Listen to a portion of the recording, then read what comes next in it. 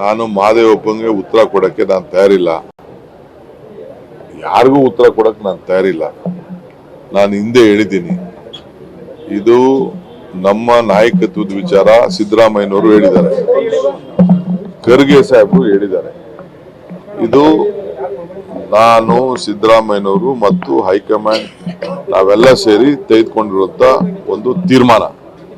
ಆ ತೀರ್ಮಾನ ಏನಿದೆ ಅನ್ನೋದು ಟೈಮ್ ಬಂದಾಗ ಉತ್ತರ ಸಿಗ್ತದೆ. ಇದೇನು ಕದ್ದು ಮುಚ್ಕೊಂಡು ಇಬ್ರು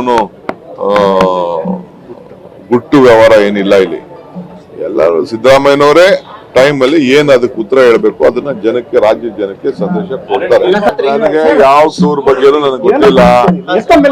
ಅವ್ರವ್ರ ವೈಯಕ್ತಿಕವಾದ ವಿಚಾರಗಳಿದೆಯೋ ಇಲ್ಲ ಯಾರು ಕಳಿಸ್ತಾ ಇದಾರೋ, ಯಾರು ಸ್ಪಾನ್ಸರ್ ಮಾಡ್ತಾ ಇದಾರೋ ನನಗೇನು ಗೊತ್ತಿಲ್ಲ. ಸೊ ಅದು ಅವ್ರುಂಟು, ಟೂರ್ ಹೋಯ್ತಾ ಇರೋರುಂಟು, ಕಳಿಸ್ತಾ ಇರೋರುಂಟು, ಅವ್ರುಂಟು. ನಾನು ಪಕ್ಷದ ಅಧ್ಯಕ್ಷನಾಗಿ ನಾನು ಇದಕ್ಕೆ ನನಗೆ ಗೊತ್ತಿಲ್ಲ. ನಾನು ಇದಕ್ಕೆ ಇಂಟರ್ಫಿಯರ್ ಆಗುತ್ತೆ ಉತ್ತರ ಹೇಳಕ್ಕಾಗಲ್ಲ.